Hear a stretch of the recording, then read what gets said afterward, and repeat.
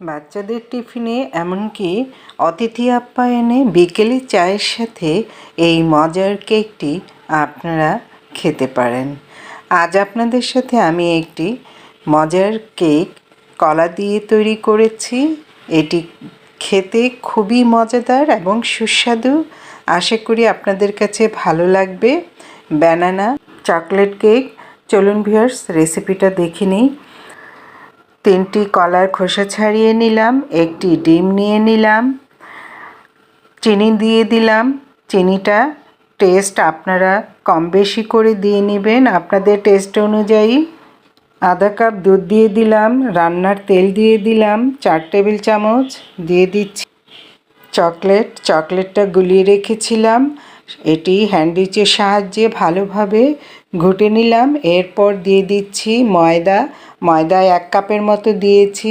দিয়ে দিচ্ছি শুকনো উপকরণ স্বাদ মতো একটু সামান্য লবণ, আর দিয়ে দিচ্ছি বেকিং পাউডার ও বেকিং সোডা, সেটি পরিমাণে আধা চামচ করে দিয়েছি। ভিউয়ার্স, মনে রাখবেন লবণটা দিলে টেস্টটা একটু ব্যালেন্স আসে, খেতে ভালো লাগে। এবার আমি চালনির সাহায্যে ময়দাটা ছেঁকে দিয়ে দিলাম। স্প্যাচুলার সাহায্যে সবগুলো উপকরণ ভালোভাবে মিক্সড করে নিচ্ছি। এরপর দিয়ে দিচ্ছি ভ্যানিলা এসেন্স, এটি ডিমের গন্ধটাকে দূর করবে এবং দারুণ একটি ফ্লেভার আসবে। ভালোভাবে মিশিয়ে নিচ্ছি হ্যান্ডউইচের সাহায্যে।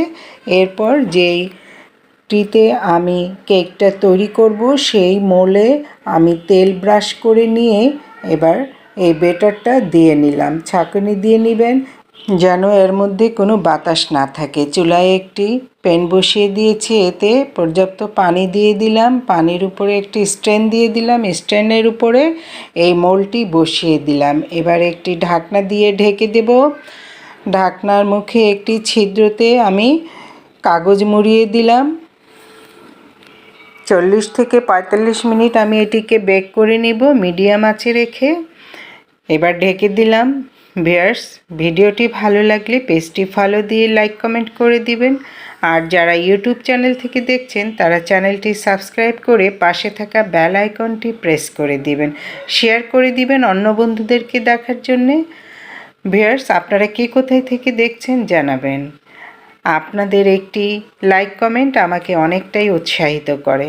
দেখুন কতটা সুন্দর ফুলেছে। এবার এটিকে নামিয়ে আমি ঠান্ডা করে একটি প্লেটে তুলে নিলাম। একটি টুথপিকের সাহায্যে চেক করে নিলাম যে এটি ভালোভাবে বেক হয়েছে, টুথপিকের গায়ে কোনো প্রকার ব্যাটার লেগে থাকেনি। তো একটি ছুরি দিয়ে আমি একটু মোটা মোটা করে সাইজে কেটে নিলাম। আপনারা আপনাদের পছন্দ অনুযায়ী সাইজে কেটে নেবেন। এই কেকে চকলেটের ফ্লেভার বাচ্চারা খুব বেশি পছন্দ করবে। নর্মাল ফ্রিজে কিছুদিন রেখে কেকটি খাওয়া যাবে। আবার দেখা হবে নতুন রেসিপিতে। আপনারা ভালো থাকুন। আসসালামু আলাইকুম। আল্লাহ হাফেজ।